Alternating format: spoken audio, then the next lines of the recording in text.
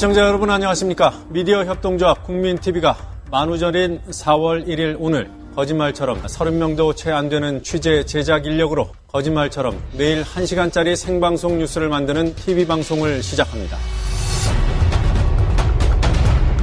서울중앙지방검찰청에 중계카메라 나가 있습니다. 박보아 PD. 국민TV 뉴스 유지연입니다. 국민TV 뉴스 김희주입니다. 국민TV 뉴스 김진입니다. 국민TV의 첫 TV 프로그램은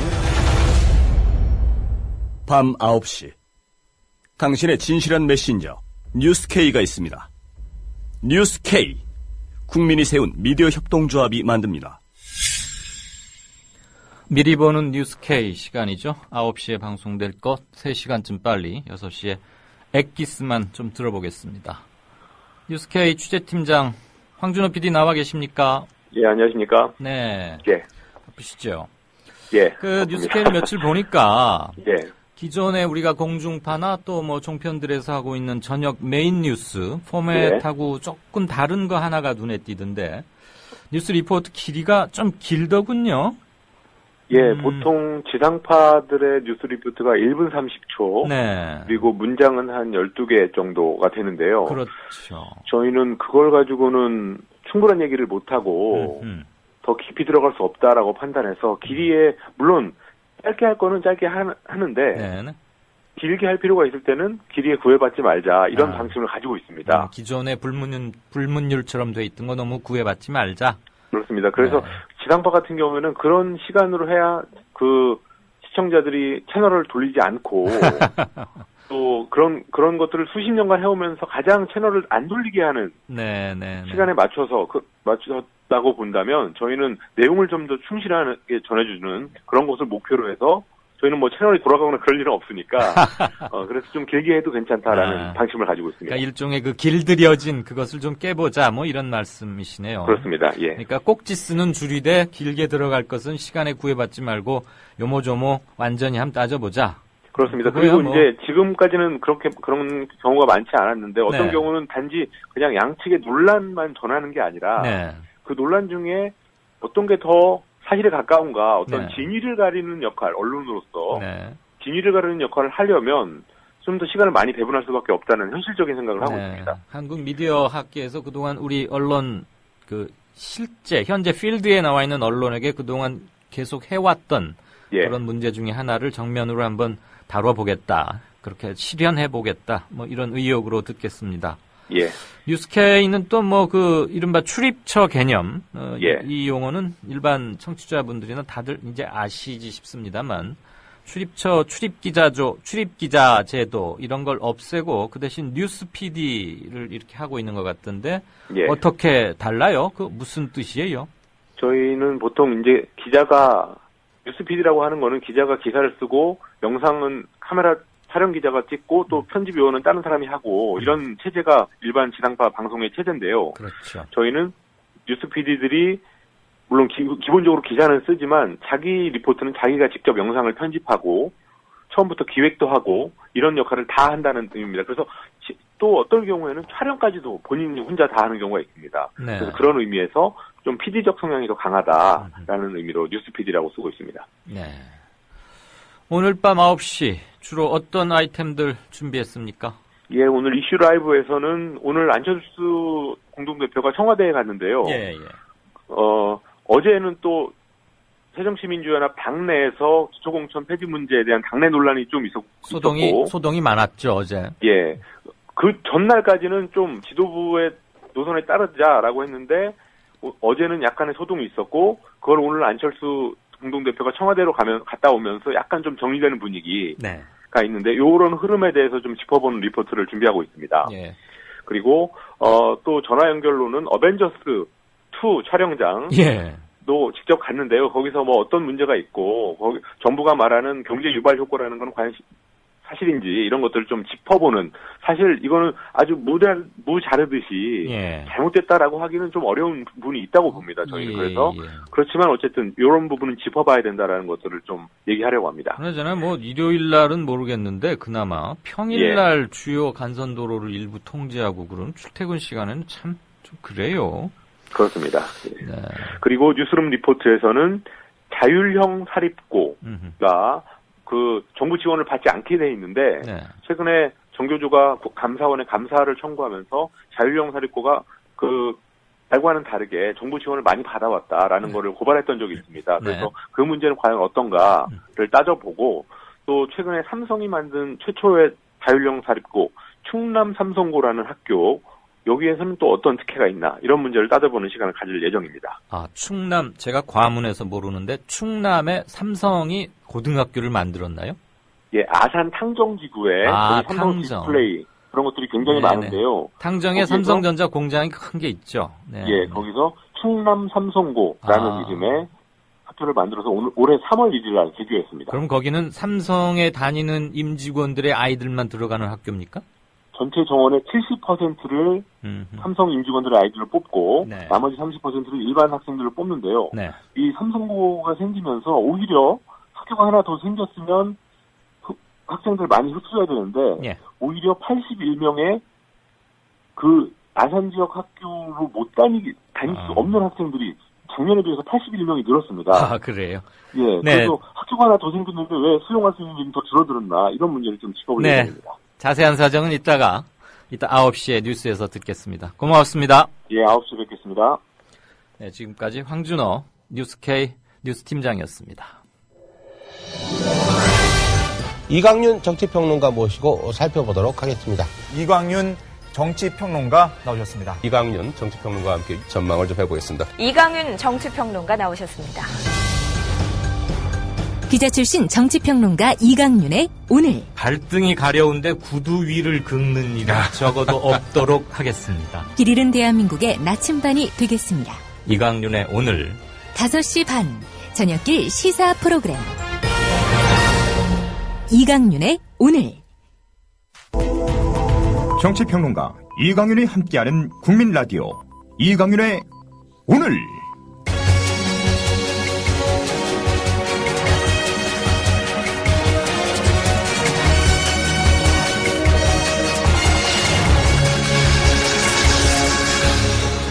이광윤의 예리한 시각. 이제는 뉴스의 행과 간을 짚어냅니다. 네, 오늘 뉴스의 행과 간을 제가 직접 짚어드리는 시간입니다. 그나저나 저도 좀 듣다 보니까 제 이름이 너무 많이 나와서 좀 쑥스럽고 청취자 여러분들께 좀 연구하기까지 합니다. 오늘 4가지를 골라봤는데 우선 첫 번째, 은폐에서 갑자기 호들갑으로 급선회한 무인기 추락 사건 우선 좀 살펴보겠습니다. 북한이 정찰을 위해 남쪽으로 보낸 것으로 보이는 소형 무인기 사건의 파장이 만만찮다. 보기 드문 사안이긴 하나 큰일은 아님에도 논란이 이어지는 데는 정부의 부적절한 대응이 큰 몫을 하고 있다. 3월 24일과 31일 각각 경기도 파주와 인천시 백령도에 떨어진 무인기는 북쪽에서 띄운 것이 확실해지고 있다. 파주에 떨어진 것은 청와대 상공까지 왔다 간 것으로 드러났다. 북쪽이 의도를 갖고 서울까지 무인기를 보냈다면 이는 국제민간항공협약에 어긋나는 영공 침범에 해당한다. 정부 차원의 조처가 필요한 상황이다. 북쪽이 왜 무인기를 보냈는지는 짐작이 간다. 남쪽과 미군에 비해 현저히 떨어지는 정보 수집 역량을 따라잡으려고 여러 기기를 조합해 무리한 시도를 했을 것이다. 군사 전문가들은 무인기의 기술 수준이 낮아 안보 위협으로 보기 어렵다고 말한다. 네, 오늘자 한겨레 사설인데요. 맨 마지막 방금 낭독한 부분에서 맨 마지막 군사 전문가들은 무인기의 기술 수준이 낮아서 지금 직면한 안보 위협으로 보기는 어렵다 이렇게 말하고 있습니다. 지난달 24일 파주에 처음 떨어졌을 때 실제로 정부와 군 당국에서는 바로 그 다음 날, 그러니까 비행기를 수거해서 바로 그 다음 날 이거 북한에서 온 거다라고 결론을 내렸었답니다. 그런데 발표는 어떻게 했습니까? 대북 용의점 아직 찾지 못했다. 민간에서 온 것일 수도 있다. 그러다가 일주일 뒤에 백령도에 떨어지니까 그때서야 부랴부랴 갑자기 태도를 바꿉니다. 2가지 문제점이 있다고 봐요. 우선 첫째, 파주에 떨어졌을 때 사건의 실상을 파악해놓고도 제대로 밝히지 않은 것. 그것은 분명히 국민을 속인 것이죠. 그것은 안보상의 위협 요인이 있어서 속였다기보다는 방공망이 형편없이 뚫렸다. 더군다나 청와대까지 가서 찍고 온 게 그대로 드러났으니까 이걸 그대로 곧대로 발표했을 경우에 그 돈만 있었던 국방부 및 안보기관들 도대체 뭐 했느냐? 응? 국정원이나 국방부 작년 1년 동안 우리나라 정치 사회를 그냥 쥐락펴락 들었다 놨다 하지 않았었습니까?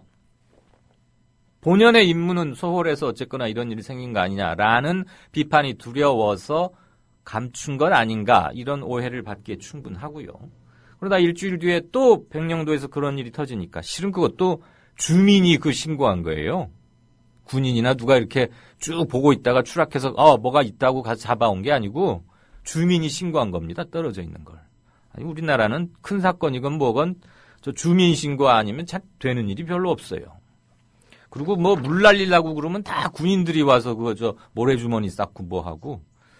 네, 다시 본래 얘기로 돌아가죠. 일주일 만에 이제는 모든 사건을 다 밝힙니다. 그리고 북한 것이라고 지문을 해봤더니 우리나라 6천만 국민 중에는 없는 지문이다. 한국에서는 쓰지 않는 날짜를 의미하는 그런 표기 이런 걸로 봐서 북한죄가 확실하다. 그리고 이제 종편들에서는 야 이거 정말 큰일 날 뻔했다. 여기에 무슨 사린가스니 무슨 생화학 무기가 실려 있었으면 어쩔 뻔했니. 청와대에 와서 큰일 났다. 이렇게 해서 하루아침에 국민들로 하여금 대단한 불안에 쌓이겠습니다. 물론 우리의 영공이 저공도 비핵물체에 의해서 영공이 뚫렸고 국가 핵심 권력기관인 청와대 위에까지 마음대로 상공을 돌아다니면서 뭘 촬영했다는 것 자체 심각한 문제 맞습니다. 맞는데 그럼 그동안 뭐 하고 있다가 제대로 정직하게 밝히고 그럴 일이지 수거한 비행기들 제대로 하기 전에 해체 먼저 했다고 그러지 않습니까? 그 사이에 국민들이 했던 걱정과 여론의 방향은 크게 뒤죽박죽 돼버렸고 국방부 자세 오락가락했던 거죠. 그래서 마치 큰 재변이나 터진 것처럼 호들갑을 떨었던 것은 문제가 있어 보입니다. 그런데 전문가들 얘기를 종합해 보면 일단 요번에 발견된 2개의 추락한 그 무인기들은 크기로 봐서는 일종의 시험용이거나 탐지용으로 보인다. 왜냐하면 본격적인 공격용은 무기를 실어야 하기 때문에 폭탄을 실든 화학가스를 실든 뭐를 실든 일단 기체 크기가 요번들 것보다는 한 2배가량 커질 수밖에 없답니다. 현재 기술상. 그리고 이번에 많은 사진을 찍었다고 하는데 궁극적으로 북한이 보냈다는 이 무인기의 궁극적인 목적이 항공사진 촬영용은 아닌 것 같아요. 왜냐하면 이번에 찍힌 사진들 해상도를 보니까 구글 어스에서 이렇게 클릭하면 볼 수 있는 것들보다 별로 그렇게 좋지 않거나 오히려 더 조잡한 것들도 많았다는 거 아닙니까? 그러면 구글 어스 보면 되는 거지 뭐하러 휘발유여서 돈 들여 만들어가지고 보내고 만약에 추락하면 이렇게 국제적 비난을 받고 긴장이 조성되고 그럴 일을 하는 건 아니지 않겠어요? 그러니까 아마 북한은 뭔가 노리는 또 다른 건 있겠죠. 이를테면 정보기관이 할 일은 그런 겁니다. 북한이 무인기를 통해서 궁극적으로 무엇을 얻으려고 하느냐? 우리한테 뭘 보내고 무인기 수준이 어디까지 와 있느냐? 그럼 우리는 어떤 방어 체계를 준비해야 되느냐? 이런 거 해야 되는데 댓글 달고 그저 간첩 조작하고 참 답답합니다. 어쨌거나 언론의 보도 태도들은 차분하지 않았다. 그럴수록 뭔가 시시비비를 가려주면서 차분하게 준비를 해야 될 필요가 있었다. 그런데 이번에 또 한 번 역시 호들갑 냄비 언론을 우리는 볼 수밖에 없었다. 대한 언론들이 그나마 그런 것들을 좀 짚어주는 기능을 해야 할 거고요. 우리 국민 TV 라디오와 TV는 이런 것들에 좀 더 집중하겠습니다. 군사 전문가들 말을 종합해보면 언론에서 지금 이제 소형 무인기 대책으로 국방부가 곧 도입할 것처럼 이렇게 얘기하고 있는 이른바 저고도 레이더망 이런 거 있는데요. 그거 탐지 기능이 생각보다 많이 떨어진답니다. 현재 기술 수준이. 그래서 돈 들여서 그거 사다 놓고 또 이제 대비책 세웠다 이러지 말고 무인기에서 사실 그동안 별 관심 못 썼던 건데 새로운 요소가 된 거니까 이런 작은 위협, 새로운 위협에 대비할 수 있는 전반적인 새 대응책, 그 뿌리부터, 그 스케줄부터 마련하는 게 순서가 아닐까 싶습니다. 다음 얘기입니다. 기초선거 무공천 방치 및 당 내홍 갈등으로 격화되고 있는 새정치민주연합 사태 좀 들여다보겠습니다. 안철수의 처지가 곤궁하다. 이쪽 저쪽에서 난타당하는 동네북 신세다. 한쪽에선 철학이 없다, 중심을 못 잡는다, 정체성을 모르겠다고 하는데 다른 쪽에선 새정치가 증발했다, 민주당에 포획됐다, 색깔을 잃어버렸다고 퍼붓는다. 기초선거 무공천 문제는 직진하자니 당내에서 아우성이요. 회군하자니 창당 명분이 허물어질 지경이다. 정당 지지율도 개인 지지율도 동반 하락 추세다. 사람들은 하나둘 떠나고 있다. 지방선거에서 패하면 정치 생명이 위협받는다. 네, 오늘자 한겨레 임석규 논설위원의 컬럼인데요. 컬럼 제목은 안철수가 싸움꾼이 된다면 이겁니다. 우리가 안철수 하면 떠올랐던 것은 겸손하고 정직하고 선한 모범생, 그리고 구태에 물들지 않은 직업 정치인들과는 다른, 그래서 그가 새 정치를 주장하면 정말 뭔가 새로운 그 어떤 마치 신발명품처럼 여지껏 없던 새로운 정치의 지평이 열리지 않을까라는 비전이나 꿈, 희망을 갖게 했죠. 그게 안철수의 힘이기도 하고 또 이제 일정 부분 인플레이션도 나오고 있습니다만, 그런데 싸움꾼이 된다?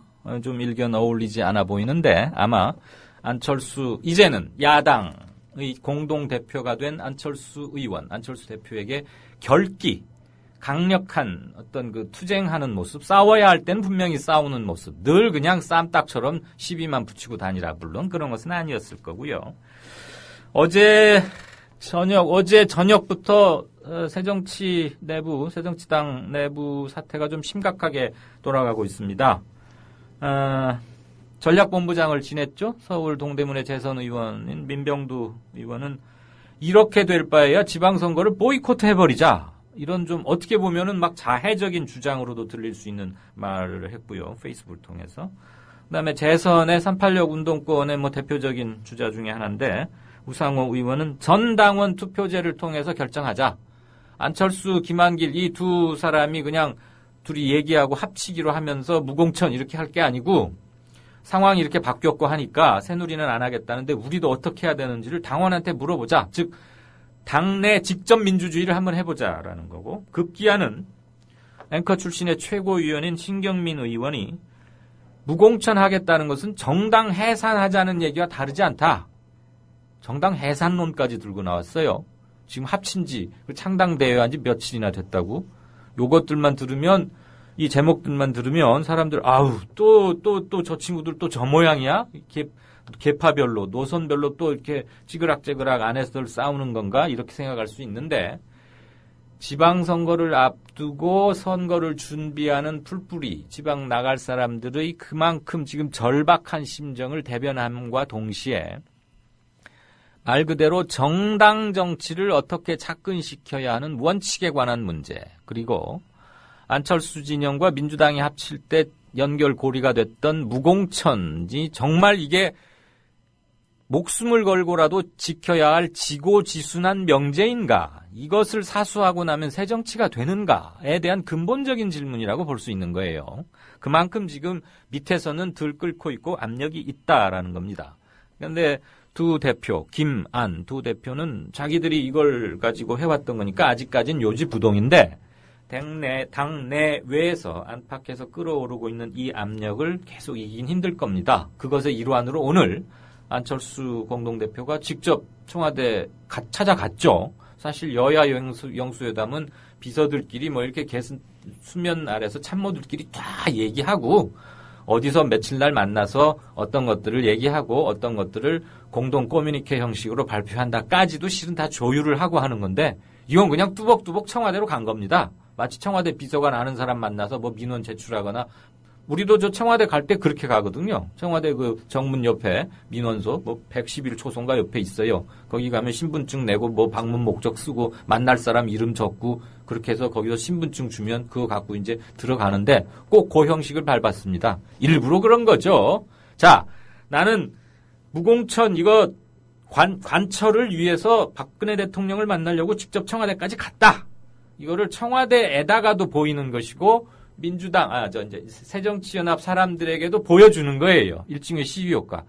대통령을 그렇게 막 뚜벅뚜벅 찾아갔다고, 아유, 먼 길 오셨는데 들어오시죠. 그래서 만나겠어요. 만나주지 않을 건 알았지만 갔죠. 근데 뭐 그렇게 신통한 소리는 못 들었고, 어쨌거나 7일까지는 확실히 답을 주어라 했는데, 의외의 이런 수도, 그 청와대 간 거 말이죠. 이것도 결기를 일종의 보여주는 겁니다. 어쨌거나 청와대가 이것을 계속 모르쇠로 하고 있다는 것은 일단 정치 도의가 아닌 것 같고요. 안철수 공동대표가 조금씩 바뀌고 있는데 지금 뭐 한겨레 임석규 논설위원이 주문하고 있는 싸움꾼까지 될지는 한번 다음 대목을 한번 더 들어보시죠. 안철수는 민주당과 결합함으로써 우리 사회 양대 진영의 한 축에 확실하게 가담했다. 진영의 수장을 맡았으니 빼도 박도 못할 형편이다. 그런데도 진영에서 탈피하자는 논리를 이어가고 있으니 자가당착도 이만저만이 아니다. 위치가 완전히 달라졌는데도 이전의 진영 타파 문법을 고집하면 감동도 울림도 없다. 진영을 탈피하자는 건 애초부터 무망한 얘기였다. 정치의 본질이 세력과 계층을 대변하고 편드는 일이기 때문이다. 물론 진영을 벗어나 국민 전체를 대변할 수만 있다면 그보다 좋은 정치가 또 어디 있겠는가. 하지만 세력들의 이해가 충돌하고 갈등으로 분출하며 진영의 대립으로 이어지는 게 세상 이치다.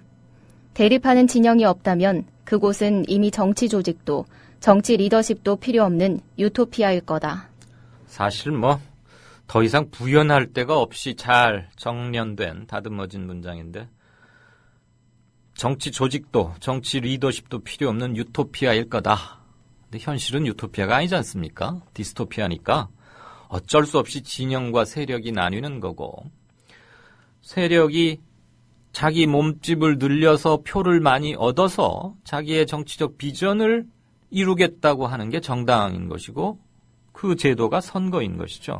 간단히 한 말씀만 드리고 맺자면 안철수 공동대표는 이런 말들 요즘 자주 하고 있더군요. 진보와 중도의 화학적 결합을 이루는 거를 그게 내 소명이다. 이런 말을 많이 하시던데 새누리당 세력의 확장을 저지하려면 달리 방법이 없습니다.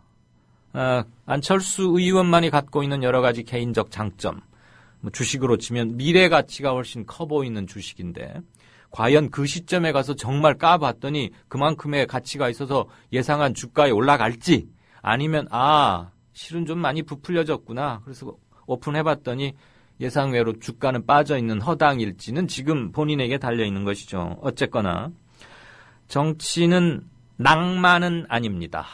그리고 교과서 속에서 아이디얼리스틱하게 선한 의지로만 새 정치를 일구어낼 수는 없는 겁니다. 새 정치를 만들기 위해서 두 발은 어쩔 수 없이 진흙탕에 디딜 수밖에 없고요. 때로는 진영에 이제 속해서 야당 진영의 확실한 멤버가 됐고 오히려 공동선장이 됐죠. 그렇다면 그가 때로는 파이팅 넘치는 인파이터형 복서, 끊임없이 파고 들어가서 무하마드 알리를 격침시켰던 조 프레이저 같은 그런 복서의 결기도 필요하다. 그리고 오늘 우리는 그 일단을 보았다. 다만 당내 민주주의를 위해서 안철수 의원은 정당 사람들, 내부 사람들, 몇십 년 동안 진짜 순수하게 자기 돈 써가면서 몸 써가면서 해왔던 야당 사람, 지켜온 사람들하고도 허심탄회하게 얘기해야 되고 밖으로 각을 세워야 할 곳에 대해서는 아주 결기를 보이는 그래야 유망한 CEO V3 백신의 미담 선행의 주인공 안철수에서 정치인 안철수로 거듭나는 게 아닐까 싶습니다. 이 정도는 자주 듣는 말일 거라고 생각하고 저는 여기서 이만 맺겠습니다. 다음은 올 들어서 통일 이슈가 급부상했었죠. 우선 대통령이 연초에 연두기자회견에서 통일 대박이다 이래가지고 통일 대박론을 주창한 데 이어서 얼마 전에 독일 방문에서는 이른바 드레스덴 선언을 통해서 그런 말을 했죠. 교류 협력과 함께 병진해 나갈 것이다. 통일 대박론과 드레스덴 선언, 이 일련의 흐름 속에 문제는 없는지 좀 짚어보겠습니다. 중앙일보 이하경 주간의 컬럼 일부를 들어보시겠습니다. 황제 노역과 세모녀 자살을 두고도 통일의 문을 열 수 있을까? 박근혜 대통령의 지난달 28일 드레스덴 선언을 지켜보면서 든 생각이다. 북한이 핵실험을 통해 긴장의 수위를 높이는데도 미국은 전략적 인내를 내세우며 시간을 보내고 중국 역시 현상 유지 쪽을 선택한 답답한 상황에서 돌파구가 나왔다.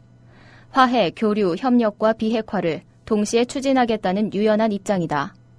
한미 동맹만 외치면서 비핵화를 요지부동의 선결 조건으로 내걸었던 이명박 정부와는 달라진 접근이다. 북한은 생존을 이유로 네 번째 핵실험을 예고했지만 우리는 생존을 위해 화해를 선택한 것이다. 박근혜 이니셔티브의 승부수다. 화해의 궁극적 지향점은 통일이다. 이제부터는 북한이 지금의 대한민국을 매력적인 존재로 받아들일지를 냉정하게 따져볼 필요가 있다. 지금 한국은 서독만큼 잘 살지도 강하지도 않다. 진보인 브란트의 동방정책을 보수인 콜이 승계해 통일로 완성하는 초당적인 합의의 정신도 뚜렷하지 않다. 우리는 통일을 제대로 준비하고 있는 것일까? 네, 제대로 준비하고 있는 것일까?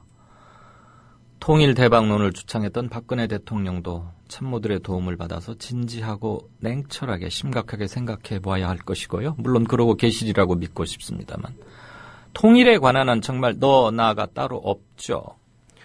모든 사람이 자신의 입장에서 정말 잘 준비하고 있나? 우리가 생각하고 있는 통일이 흡수 통일이거나 저쪽을 완전히 부정해버리고 우리가 먹어버리는 그런 일방통행식의 통일은 아닌가? 그런 유혹에 빠지고 있는 것은 아닌가라는 것들 늘 이 질문은 언제 해도 지나치지 않다고 생각하는데요. 허재호 전 회장이죠. 이제는 뭐 하루에 5억씩 하는 거 이제 그거 끝났으니까 사람들 이제 화났던 거 조금은 저기 했을 텐데 어쨌거나 5일 주말 포함해서 5일 동안 있었고 25억을 지금 빚 탕감 받으셨다니까 참 제주도 좋아요. 어쨌거나 그 하루 일당 5억 원 황제 노역 판결을 해준 사법부 이것은 우리 대한민국 공동체에서 정의란 정말 있는가? 정의가 얼마나 위태로운 상태에 빠져 있는지를 보여주는 대표적인 사건이었어요. 5억 원은 서민들이 한평생 뼈 빠지게 일하고 안 먹고 안 쓰고 해도 현금으로 만져보기 힘든 돈입니다. 그 사람 나라에서 제공하는 관밥, 감옥밥 먹으면서 말이에요. 인형에 눈알이나 붙이면서 하루에 5억 원씩 탕감받았어요. 자, 인간의 삶과 노동의 가치를 국가가 부당하게 차별한 아주 대표적인 케이스였어요. 그런가 하면 아무도 찾아주지 않는 그 차가운 반지하 새방에서 송파구 세 모녀가 세상과 결별했어요. 마지막 월세, 전기세 70만 원을 넣어서 봉투에 넣고 죄송하다고 동반 자살을 하면서까지 생을 버리면서까지 죄송하다고 하고 이 세상을 떠나야 했던 그들의 글 생각해 보십시오. 하루 일당 5억 원과 세모녀 이게 가치 있는 대한민국입니다. 이건 공동체가 아니죠. 국가가 아니죠. 이건 근대 국가가 아니라 야만인 거고 정글인 겁니다.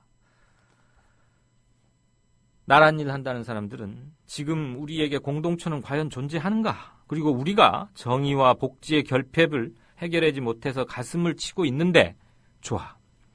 그건 안으로 살펴볼 일이고요. 조금 더 눈을 들어봅시다. 통일 얘기를 하니까 북한을 생각해야겠죠. 그럼 우리 대한민국 사회가 이렇게 공동체가 해체되고 파괴되고 있는데 그것을 보는 북한 사람들은 우리 남한 체제에 대해서 믿음과 신뢰와 희망을 가질 수 있을까? 이런 걸 한번 생각해 봐야죠. 우리 흔히들 동서독의 통일 과정을 예로 들면서 교과서처럼 삼으려고 하는데 분단국이었다가 통일됐던 그것 분단국이었다는 사실만 같은 것이지 많이 달라요. 일단 독일의 통일은 동독 주민이 원했기 때문에 이루어진 겁니다. 베를린 장벽을 허문 것도 동독 주민들이었어요. 동독의 5개 주가 스스로 독일 연방공화국, 그러니까 서독에 가입하겠다고 자기들이 정치적으로 자치를 통해서 결정을 한 겁니다. 서독은 기본법 23조에 따라서 이를 수용했을 뿐이에요.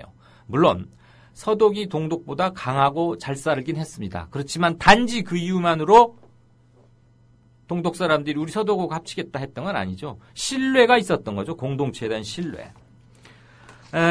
박근혜 대통령의 드레스덴 선언에는 다행히 북한 붕괴론을 직접적으로 또는 노골적으로 인식하고 있다는 징후는 보이지 않았습니다. 저는 일단 그것은 일단은 평가를 합니다. 비핵화와 화해 협력을 동시에 추구하고 있었기 때문에 추구했기 때문에 김대중 노무현 정부의 통일 방식과 일견 비슷해 보이기도 합니다. 그러니까 제가 드리고 싶은 말씀은 이겁니다. 보수와 진보의 흐름이 만나는 초당적 접근을 통해야만이 내치에서도 초당적 협력을 해야만이 북한에게도 그게 설득력을 가질 수 있다. 그래서 통일 문제를 준비하는 것은 우리 내치의 민주성 회복으로부터 시작하자. 야당과 손잡고 황제 노역 이런 것도 더 이상 있어서는 안 되는 것이고 세모녀 자살 사건 같은 것도 더 이상 일어나지 않는 최소한의 건강성을 회복한 공동체를 만드는 것이 비로소 통일의 출발점이다. 이 점을 간곡하게 말씀드리고 싶습니다. 네, 오늘 제가 조금 흥분했나요? 죄송합니다. 뉴스 행간 짚기는 이 정도로 하겠고요. 곧 이어서 원혜영 새정치연합의 경기도 예비 후보지사와 인터뷰를 갖도록 하겠습니다. 최동욱 찍어내기 통합진보당 내쫓기. 황교안 법무부 장관이 해온 일입니다. 그런 황교안 장관을 야당 의원들이 뜻밖에도 칭송합니다. 대표적으로 판사 출신 서계우 정의당 의원입니다. 결정적으로 국가보안법의 권위자라고 알려져 있는 우리 황교안 법무부 장관. 국가보안법이라는 해설서의 저자 황교안 장관. 그의 책에는 무슨 내용이 담겼을까요? 서계호 의원의 말을 더 들어봅니다. 우리 황교안 법무부 장관께서 직접 조술하신 이 국가보안법 책에도 그렇게 나옵니다. 국가보안법상의 제12조 날조죄 이 책 국가보안법 책 508쪽에 보면은 국가보안법상의 날조죄는 당연히 이 국가보안법 12조가 우선 적용된다 라고 되어 있습니다. 508조에. 이 사건은 당연히 국가보안법 12조 날조죄가 적용돼야 됩니다. 황교안 저 국가보안법. 이 책 때문에 검사, 국정원 요원이 국가보안법으로 처벌받게 생겼습니다. 국정원 비밀요원 김모 과장에게 적용된 혐의는 위조 사문서 행사와 모해 위조 증거 사용입니다. 김 과장은 앞서 구속된 국정원 협력자 김모 씨에게 유성 씨의 간첩 혐의를 입증할 문서를 구해오라고 지시한 인물입니다. 모해 증거 위조와 사용죄는 피고인에게 해를 끼칠 목적으로 증거를 위조하거나 위조 증거를 사용하는 경우에 적용하는데 최고 징역 10년입니다. 이 조항은 국가보안법 날조죄와 사실상 구속 요건이 같습니다. 황교안 법무부 장관은 자신이 쓴 저서에서 국보법상 날조는 증거를 위조하는 것은 물론 위조한 증거를 사용하는 것도 포함된다며 같은 범죄 행위라면 특별법인 국가보안법을 형법보다 우선 적용해야 한다고 적었습니다. 그런데 왜 검찰에서는 이 국가보안법 날조죄를 적용하지 않고 형법상의 죄를 적용했느냐? 황교안 장관은 이 책이 전대미문의 검사와 국정원 요원에 대한 국가보안법 처벌의 근거가 되자 이렇게 말합니다. 장관이 2011년에 국가보안법이라는 책을 쓰셨죠? 썼습니다. 예, 제가 그 책 517페이지를 보니까 날조란 증거를 허위로 조작해내는 걸 말한다. 형법상의 위조, 변조는 물론 위조, 변조한 증거 사용도 포함한다. 이렇게 돼 있고 또 형법에 대해서 특별법 관계에 보안법이 국보법이 특별법 관계에 있다. 따라서 요건이 충족되면 국보법 조항이 형법에 우선해서 적용돼야 한다라고 책을 쓰셨어요. 네, 다 맞는 말씀입니다. 그 책에 나와 있는 내용들은 일반적인 법리에 관한 해설입니다. 그리고 법을 적용함에 있어서는 증거관계에 의해서 확정된 사실을 토대로 해서 법을 적용하는 것이기 때문에 그 부분은 검찰에서 판단을 충분히 했으리라고 생각합니다. 지금 공문서 위조한 것이 여기에 해당이 되는데 왜 유독 국정원 처벌하는 데만 책대로 안 합니까? 같은 법의 해석이 일반 국민한테는 적용할 때하고 국정원한테 적용할 때가 다르게 돼서 되겠습니까? 일반인과 국정원에 대해서 법을 달리 적용하고 있지 않습니다.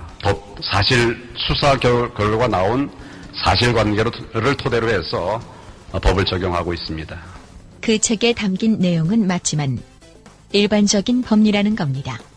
근본적으로는 이런 인식이 깔려 있습니다. 유우성이 간첩 맞지 않느냐. 서울시 간첩 사건의 피의자인 유 씨의 변호인단이 제출한 증거를 부정하기 위해 검찰이 국정원과 함께 끊임없는 증거 조작을 시도해왔다는 사실이 명백히 드러난 상황입니다. 검찰이 국정원과 함께 증거 조작을 했다. 그렇게 속단하기는 어렵습니다. 지금 전반에 대해서 수사 중에 있고 본안 사건은 1심 무죄가 났지만 검찰에서 유죄 증거가 많이 있다 이렇게 판단해서 계속 공소유지를 하고 있습니다. 그 결과를 지켜봐 주시기 바랍니다. 결국 국가보안법이 아니라 검찰보안법, 국정원보안법이군요. 황 장관님.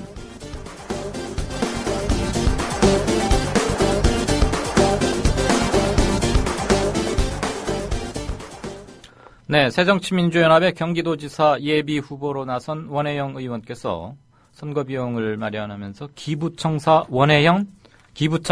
원혜영 콩나물 펀드라는 걸 출시했습니다. 그리고 대표적인 공약으로는 버스 공영제, 경기도 버스교통공사 설립하겠다 이런 거 내놓으셨죠. 그래서 버스 선거의 이슈를 던지신 분입니다. 만나보겠습니다. 의원님 나와 계십니까? 입니다. 안녕하십니까? 반갑습니다. 네, 이강윤의 오늘의 이강윤입니다. 많이 바쁘시죠? 고맙습니다. 네네. 콩나물 펀드 이름이 재밌고 일단 신선했습니다. 그리고 가입 최소 금액도 3,000원부터라고 하니까 이 뭐 콩나물 한 봉다리? 한 봉? 값이 얼마인지 이 정도 하지 않을까 싶은데 일단 서민적이었고요. 그 배경 좀 설명해 주시겠어요? 네.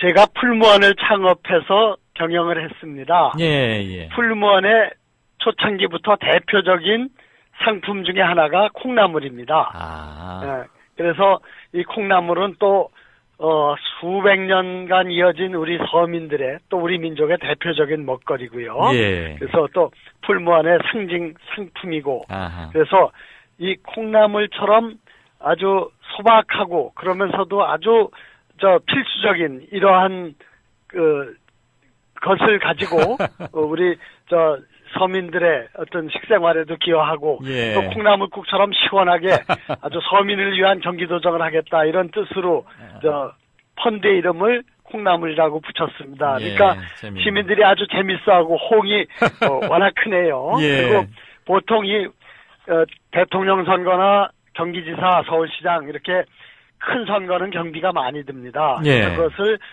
많은 시민으로부터 깨끗한 돈을 빌려서 선거를 치르겠다는 취지로 하는데요. 예. 보통은 10,000원 이상씩 그러게요. 받습니다. 계산하기 좋게 그냥 다들 10,000원 그러는데. 내는 것도 부담스러운 시민들에게 예.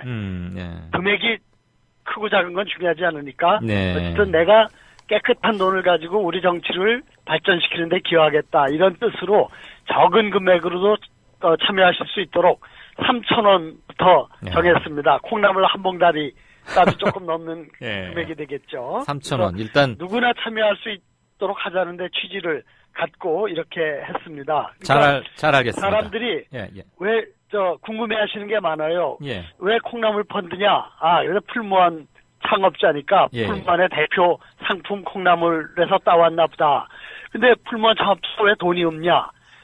풀무원을 창업해서 성공시켰고 그걸 다 사회에 환원해서 돈이 없다. 그러니까 돈 없는 원혜영 우리 콩나물처럼 작은 서민들의 뜻을 모아서 우리가 돕자 이런 뜻으로 펀드가 마련됐다 이렇게 하니까 많은 분들이 재밌어하고 적극적으로 호응을 하고 계십니다. 충분히 서울대 조국 교수님도 트윗해 주시고 시사인의 주진우 기자 또 국민 애니메이션 의원님 지금 또 암탉 오성윤 감독도 응원해주고 계십니다. 의원님 지금 여쭤볼 질문이 앞으로도 많거든요. 지금 이것만 너무 설명하시다가는 손해 보십니다. 그렇습니까? 네. 일단 어쨌거나 3,000원 가격이 요즘 젊은 사람들 말로 착하고 저렴해서 좋습니다. 착한 가격이니까 콩나물처럼 쑥쑥 잘 자라났으면 좋겠고요. 버스 공영제 이슈 제일 먼저 던지신 분입니다. 이후 논의는 별로 매끄럽지 못하게 진행되고 있는 것 같아요. 일단 원혜영 예비 후보께서 제안했던 그 보관 그것 좀 한번 짧게 우선 설명을 해주시죠. 네, 우리 수도권의 수백만 시민들이 아침 저녁 버스를 이용해서 출퇴근합니다. 그렇죠. 그런데 콩나물 시루입니다, 이야말로. 여기도 그리고 콩나물이네. 입석 버스를 고속도로로 달리게 하는 건 불법입니다. 근데 어쩔 수 없이 그냥 허용하고 있는 거죠. 왜 이렇게 되느냐? 버스 회사가 사기업 아닙니까? 그렇죠. 사기업은 이윤 추구가 유일한 목적이죠.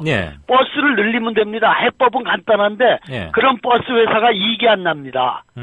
그러니까 수백만 시민들의 편안함보다는 버스 회사의 이익이 중요하게 되는 이런 모순이 있기 때문에 그렇습니다. 그래서 공익성이 큰 사업이 바로 버스 사업이니까 이건 사익에 의존하지 않고 공공성 중심으로 운영하자. 그래서 버스 공연제를 하자. 이렇게 제안을 한 겁니다. 버스 공연제를 하면은 당연히 앉아가는 버스가 됩니다. 또 맞춤형 버스가 가능해집니다. 벽지 노선에도 운영할 수 있고 교통약자인 장애인 임산부 이런 분들도 이용할 수가 있게 되겠죠. 그럼 지금 원 의원님 말씀대로 그 공약대로 되면 기존 버스 회사들은 다 문 닫게 하실 건가요?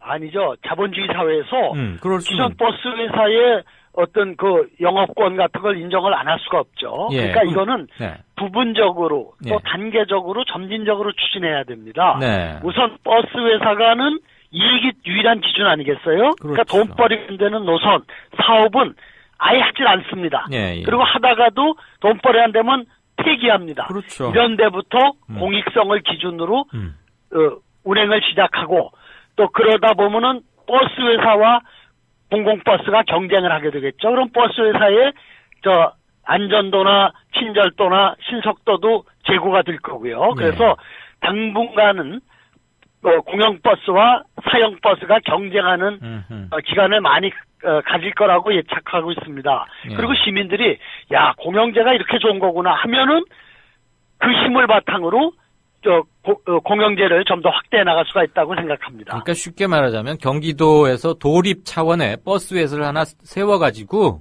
공공성을 훨씬 강화한 버스 노선을 운영해보겠다. 이렇게 일단 이해가 되네요. 그렇습니다. 민영 버스 회사들이랑 경쟁을 해서 네. 누가 더 시민들에게 좋은 교통 서비스를 제공하느냐를 보여주겠다는 겁니다. 공교롭게도 말이에요. 새누리당의 그 경기지사 후보로 유력해 보이는 남경필 의원, 또 이 양반은 경기 지역 버스 재벌 아닙니까? 그렇습니다. 네. 동생이 경영하는 걸로 알고 그러죠. 있습니다. 지금 이게 3대째 물려받는 회사인데 저도 학교를 같이 다녀서 알아요. 아주 그러시군요. 부잣집 네. 아들이고 버스 얘기도 많이 하더라고요. 네. 원 예비 후보님하고 대결하게 되면 볼만하겠어요. 버스.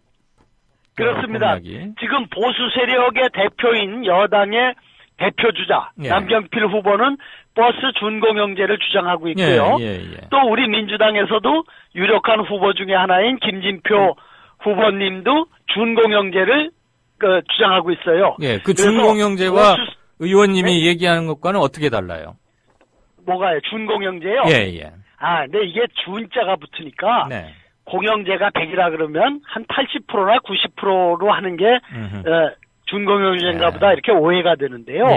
준공영제는 사용 업체인 민간 버스 체제를 그대로 두고 민간 버스 회사에 돈을 지원해 주면서 시민들에게 편익을 더 제공해 달라 이런 체제입니다. 그러니까 사용 체제냐 공영 체제냐는 명백히 다른 겁니다. 잘 알겠습니다. 그러면 그러다 보니까요. 준공영제로 갔다가 조금만 더 하면은 공영제로 간다. 이건 전혀 그렇지 않은 게 준공영제는 버스 회사를 망하지 않는 기업으로 만들어놨어요. 원가를 그랬죠. 다 지원해주고 순이익을 5% 보장해줍니다. 그래서 돈이 줄줄 버스 회사 연동이 샌다. 수억 원을 받습니다. 망하지 않는 회사를 어떻게 우리가 인수합니까? 잘 알겠습니다. 그러면 이것도 짧게요. 김상건 예비 후보는 아예 무상 버스를 들고 나왔었어요. 여보세요? 그게 참 안타깝습니다. 어떻게 다른 겁니까? 공영제를 하다 보면은 노약자라든가 또 사회적인 약자들에게 대해서 무상 운영을 무상 승차를 충분히 할 수가 있는 겁니다. 근데 그것은 버스 공영제의 결과로서 실행돼야지 지금처럼 민간 버스 회사 돈을 대주면서 무상으로 태워줘라. 그거는 비효율적이고 시민들에게 서비스의 개선에 도움되지 않는 버스 회사를 앉아서 배불려주는 그런 굉장히 잘못된 정책이 됩니다. 그러니까 세금이나 재정으로 버스 회사를 지원해주고 시민들은 돈 안 내고 타는. 그러니까 그건 조삼모사와 비슷하다 이렇게 보일 수도 있는 거다 이런 말씀이시네요. 그렇습니다. 그러다 보니까 전문가들도 그렇고 일반 시민들도 그건 뭔가 좀 적절한 것 같지 않다, 이상하다. 우리가 원하는 건 그런 것보다는 안전한 버스, 앉아가는 버스 이런 거 아니냐 해서 대충 평가는 끝난 것 같습니다. 결국 남아있는 것은 앞으로 본선까지 준공영제를 주장하는 사람들과 공영제를 주장하는 사람들의 대결이 아닌가 이렇게 보고 있습니다. 잘 알겠습니다. 어쨌거나 모처럼 정책 대결의 이슈로서 좋은 거였는데 이게 가르마가 잘 타져가지고 유권자들이 명확히 이해하고 판단하는 데 도움이 됐으면 좋겠습니다. 그러기 위해서는 네. 논점을 좀 간단히 할 필요가 있어 보이고요. 이번에는 당내 사정 좀 여쭙지 않을 수가 없습니다. 오늘 안철수 대표가 청와대에 혼자 뚜벅뚜벅 가서 대통령 만나자고 이렇게 면담 신청도 하고 그랬는데 지금 기초단체 무공천 방침으로 당내 갈등이 고조 단계를 넘어서 아주 대결 양상으로 가고 있는 거 아니냐. 일부에서는 정당 해산론도 나오고 막 이러는데 어떤 입장이세요? 네, 오늘 안철수 대표가 아주 잘하신 것 같아요. 예. 국민들이 왜 일이 이렇게 됐는지 알게 해드려야 합니다. 네. 여야 후보가 다 약속한 거거든요. 우리 야당이 주장해서 마지못해 여당이 끌려온 게 아니에요. 예. 원래 우리 문재인 후보는 기초의원만 공천하지 말자 이렇게 제안을 했어요. 예. 그랬는데 박근혜 후보는 훨씬 더 세게 기초의원뿐만이 아니라 대체장까지 공천 안 하겠다. 예. 우리는 확실히 한다. 이 약속을 반드시 지킨다. 예. 이렇게 주장을 했거든요. 예. 그랬는데 우리 야당이 이 약속을 이행하자고 하니까 오불간언해요. 대통령은 아무런 사과도 변명도 해명도 없이 지금 입을 닫고 있거든요. 그래서 있죠, 오죽하면 지금. 예. 야당 대표가 찾아가서 네. 면담 신청을 했겠습니까? 예. 박근혜 대통령의 대답을 기다려야 할 때라고 생각합니다. 그런데 새누리당이 의원님 문제는 잠깐만요. 예.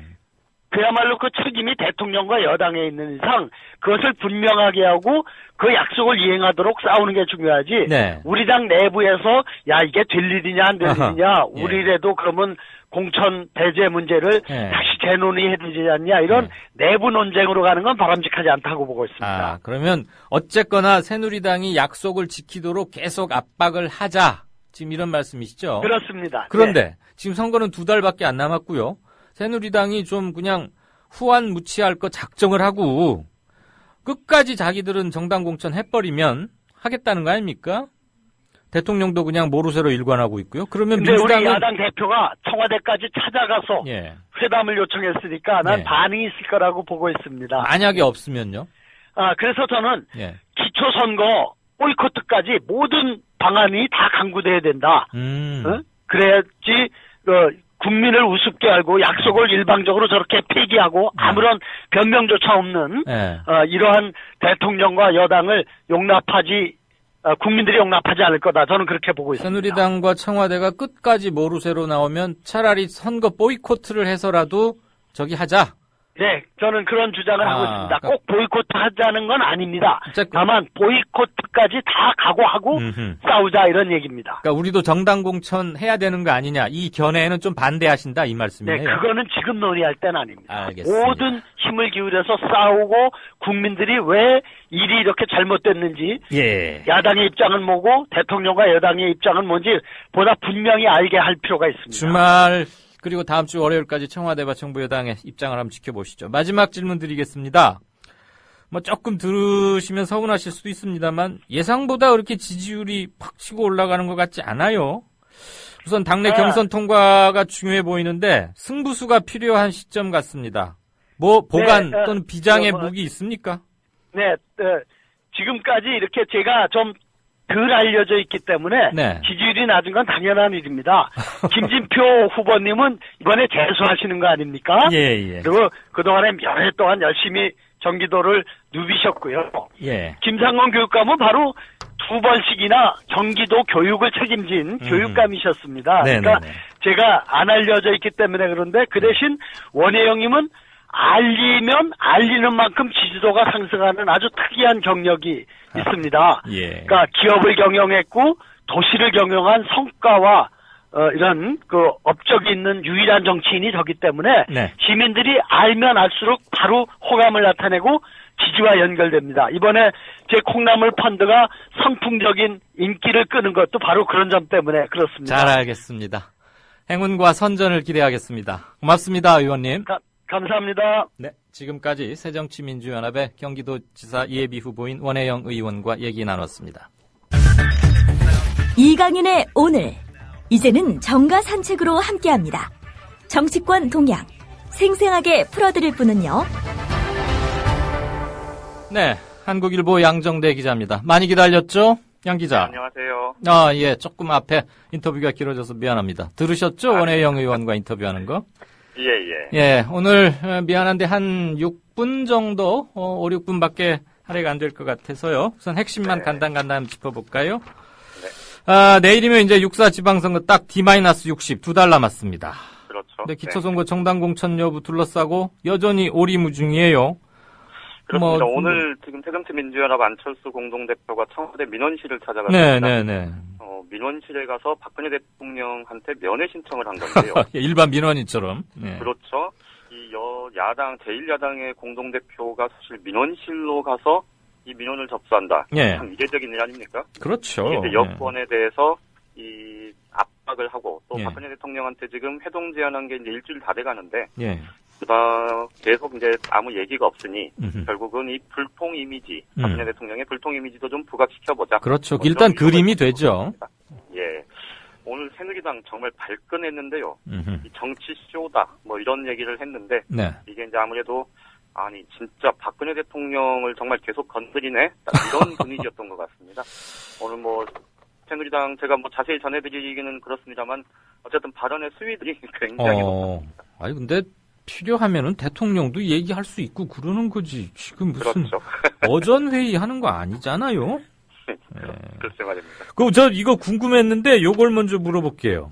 네. 그 청와대 춘추관장, 그러니까 뭐 기자실장이라고 해야 되나? 그런 거 아닙니까? 그렇죠. 네네. 이 양반이 자기보다 훨씬 높은 민정수석실 문을 발로 뻥 차고 막 들어가서 뭐 따졌다는데 왜 그랬답니까? 그게 이제 진짜로 그런지 여부는 확인은 안 되는데요. 예. 어쨌든 지금 기자들 사이에서 그런 얘기가 돌았습니다. 이게 바로 그 최근에 지금 세계일보에서 연이어 특종을 하고 있는 게 바로 그 전직 청와대 비위 행정관들. 그러게요. 이게 지금 자기 해당 부처로 갔는데 전혀 징계를 안 받았다는 것 아닙니까? 예. 이게 말이 되느냐 이제 이런 논란들이 굉장히 큰데요. 이 내용들이 이렇게 보도된 내용을 보면 굉장히 자세합니다. 세계일보만. 거기다가 거기다가 지금 5명이다 이런 얘기 나왔는데 이게 5명이 더 있다. 그렇다면서요? 이런 얘기도 나왔고요. 예. 이게 결국은 내부에서 누군가 구체적으로 이런 걸 설명하고 이 정보를 흘리지 않았으면 도저히 있을 수 없는 일이다. 그렇죠. 이제 이런 판단을 청와대 핵심 관계자들이 하고 있고 여권 핵심부에서도 지금 그런 생각을 하고 있는 건데 아무래도 이제 특정 언론에 그런 내용들이 계속 나면 다른 언론사에서 굉장히 좀 시체말로 물 먹었다 기자들이 이제 그렇게 표현을 하는데 막 좋았겠죠. 얼마나 춘추관장이 시달렸겠습니까? 그러게요. 그러니까 그냥 가서 문을 발로 빵 차고 들어갔다 이제 이런 얘기가 나온 것 같은데요. 예. 어쨌든 핵심은 이게 이제 뭐 춘추관장이 자기보다 직급이 높은 민정수석실 문을 발로 빵 찼다 이거는 그냥 뭐 하는 소리일 거고. 그렇겠죠. 이렇게 따져도 민정수석실이 실은 내가 세계일보 안무개한테 뭐 빨대처럼 하나 줬는데 앞으로 안 그렇게 말할 리가 없잖아요. 그렇죠. 정말 핵심은 그동안에 공정사회 그렇게 강조를 했고 비정상의 정상화를 대통령이 기회 있을 때마다 소인한테 얘기를 하는데 정작 비위 공무원들은 전혀 징계를 안 받는다. 이게 사실 국민의 법감정이 정말 허용할 수 없는 일 아닙니까? 그렇죠. 더군다나 이게 청와대까지 파견을 나온 공무원들이라면 대부분 해당 부처에서 굉장히 좀 소위 잘 나가는 에이스들이죠. 그렇죠. 근데 그런 사람들이 와서 비위를 저질렀으면 그에 합당한 책임도 묻는 게 그게 지극히 당연한 일 아니겠습니까? 더군다나 일벌 100개 해야 됩니다. 그래야 그렇죠. 기강이 잡힙니다. 근데 더군다나 청와대에 나와 있으면 사실 그 권력이라는 게 또 만만치 않은 것 아닙니까? 그렇죠. 이런 부분들까지 감안을 해야 되는데 어쨌든 오늘 뒤늦게 비위 내용을 해당 부처에 통보를 해서 징계를 발표로 그렇겠다 그러네요. 이런 입장을 밝혔다고 한번 하네요. 지켜보죠. 제발 그 공짜 골프 그런 것 밥끼니 얻어먹고 이런 거 좀 안 그랬으면 좋겠어요. 품이 없게. 자 마지막으로 한 20초 정도만 짧게 전해주시죠. 네네. 너나 잘해 그랬다가 뭐 한바탕 소동을 일으켰던 최경환 원내대표 결국 국민과 안철수 공동대표에게 사과했네요. 사과 진정성 있게 한 겁니까? 여당 원내대표로서 말의 품격 지키지 못해 죄송하다 이제 이런 건데 아무래도 진정성은 있다고 이해해야 되겠죠. 그런데 이제 가장 중요한 건 어쨌든 비판 여론도 굉장히 높은 데다가 지금 4월 임시국회 때 처리해야 될 것들이 굉장히 많잖아요. 이 정부 여당이 그래요. 야당의 협조가 절실한 상황이니 그 부분까지 좀 충분히 감안을 한 것 아닌가 싶습니다. 예, 그나저나 앞으로 그런 말 하면 안 되죠. 너나 잘해 그럽니까? 오늘 얘기 잘 들었습니다. 여기